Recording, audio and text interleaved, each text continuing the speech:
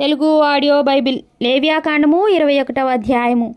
మరియు యెహోవా మోషేతో ఇట్లనెను, యాజకులకు అహరోను కుమారులతో ఇట్లనుము, మీలో ఎవడును తన ప్రజల్లో శవమును ముట్టుట వలన తన్ను అపవిత్రపరచుకొనరాదు. అయితే తనకు సమీప రక్త సంబంధులు అనగా తన తల్లి, తండ్రి, కుమారుడు, కుమార్తె, సహోదరుడు, తనకు సమీపంగానున్న శుద్ధ సహోదరియగు అవివాహిత కన్యక అను వీరి యొక్క శవమును బట్టి తన్ను అపవిత్రపరచుకొనవచ్చును. అతడు తన ప్రజల్లో యజమానుడు గనుక తన్ను అపవిత్రపరచుకొని సామాన్యునిగా చేసుకొనరాదు.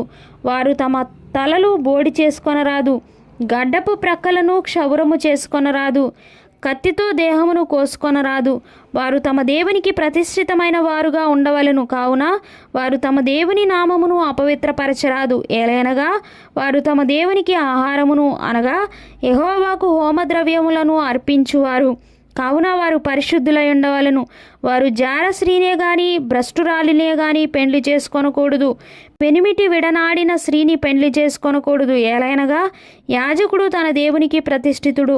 అతడు నీ దేవునికి ఆహారమును అర్పించువాడు గనుక నీవు అతని పరిశుద్ధపరచవలెను.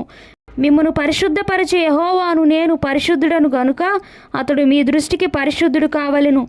మరియు యాజకుని కుమార్తె జారత్వము వలన తన్ను అపవిత్రపరచుకొనిన ఎడల ఆమె తన తండ్రిని అపవిత్రపరచునది. అగ్నితో ఆమెను దహింపవలెను.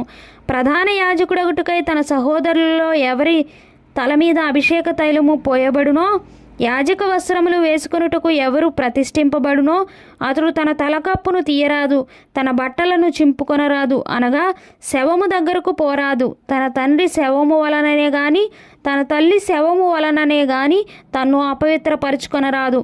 దేవుని అభిషేక తైలము అనేడు కిరీటముగా అతని మీద ఉండును గనుక అతడు పరిశుద్ధ మందిరమును విడిచి వెళ్ళరాదు, తన దేవుని పరిశుద్ధ మందిరమును అపవిత్రపరచరాదు. నేను యెహోవాను.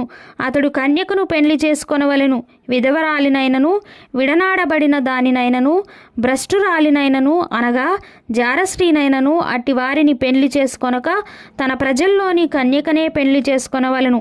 యెహోవాను నేను అతని పరిశుద్ధపరచువాడను గనుక అతడు తన ప్రజల్లో తన సంతానమును అపవిత్రపరచకూడదని వారితో చెప్పుము. మరియు యెహోవా మోషేకు ఇలాగు సెలవిచ్చెను, నీవు అహరోనుతో ఇట్లనుము, నీ సంతతి వారిలో ఒకనికి కలంకమేదైనను కలిగిన ఎడల అతడు తన దేవునికి ఆహారము అర్పించుటకు సమీపింపకూడదు. ఏలైనగా ఎవని యందు కలంకముండునో వాడు గ్రుడ్డివాడే గాని కుంటివాడే గాని ముక్కిడివాడే గాని విపరీతమైన అవయవములు గలవాడే గాని కాలైనను చేయినైనను విరిగిన వాడే గాని గూనివాడే గాని గుజ్జు గలవాడే గాని కంటిలో పువ్వు గలవాడే గాని గజ్జి గలవాడే గాని చిరుగుడు గలవాడే గాని వృషణములు నలిగిన వాడే గాని సమీపింపకూడదు.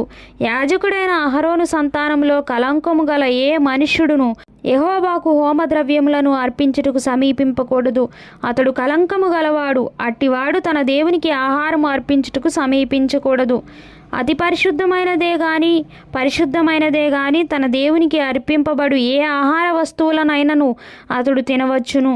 మెట్టుకు అతడు కలంకము గలవాడు గనుక అడ్డతెర ఎదుటికి చేరకూడదు.